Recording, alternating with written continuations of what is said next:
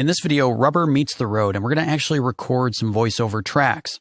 Now that we've gone through the paces of identifying the best microphone for the job, the best space, the best levels, best recording techniques, I'm going to record myself reading part of this Logic Pro manual that you've heard through the different videos so we can get a sense of the workflow for recording voiceovers. Now, this will be the only video that you'll hear my voice. For the rest of the videos, we're going to be editing and mixing the other voiceover tracks that you've heard.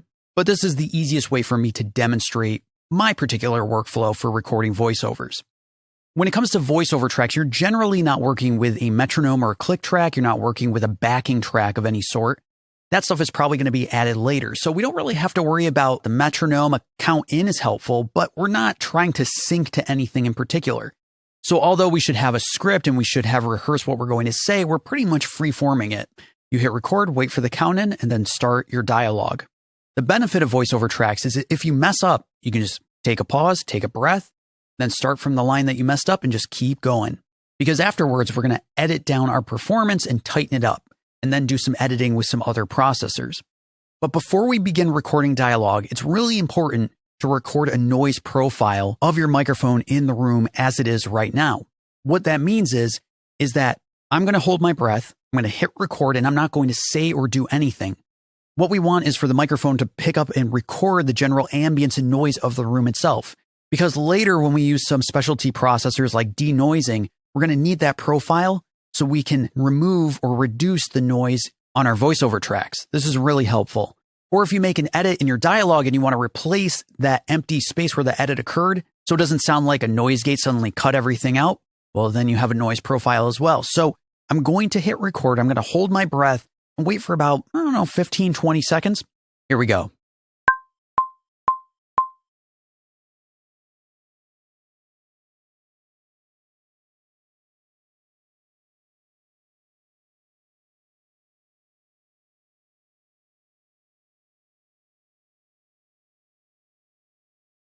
Okay, now at this point, I'm going to duplicate this track. I'm going to call this noise, and I'm just going to mute it for now. And now we're going to get set up and recording on this voiceover track. You can see my voice right there.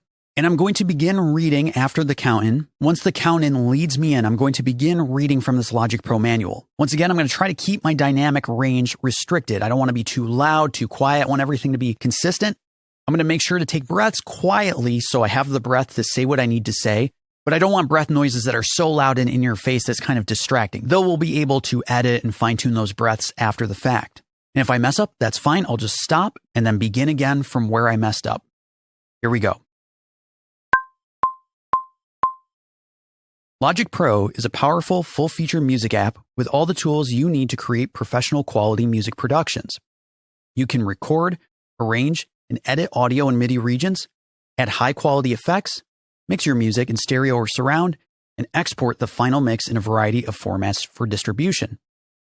Using Logic Pro, you can create many different kinds of projects, from simple songs to complex ensemble arrangements to complex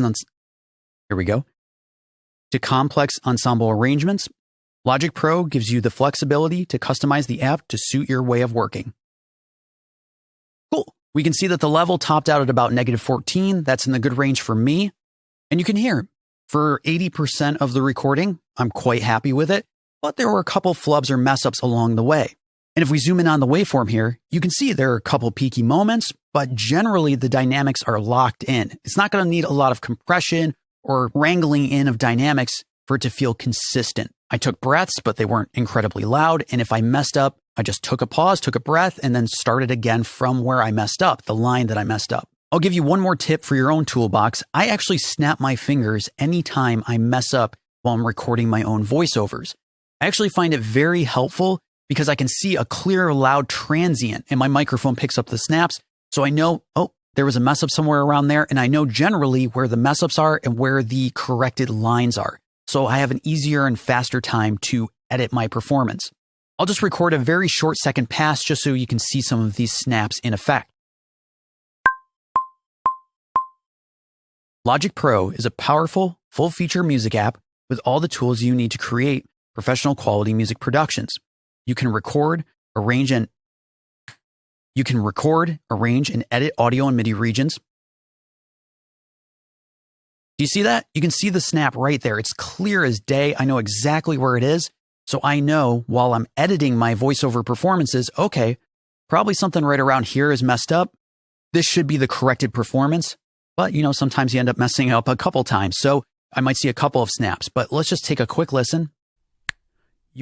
Beautiful. Now we have these very clear indicators or markers through our audio, so we know where to clean up and tidy up when we're editing. You might feel a little crazy if you're snapping at yourself all the time. I understand. You don't have to use this technique. I'm just throwing it at you so you have something in mind if you want to speed up the editing process.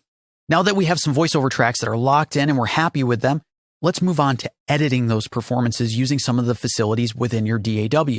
Thanks so much for watching, and I'll see you in the next video.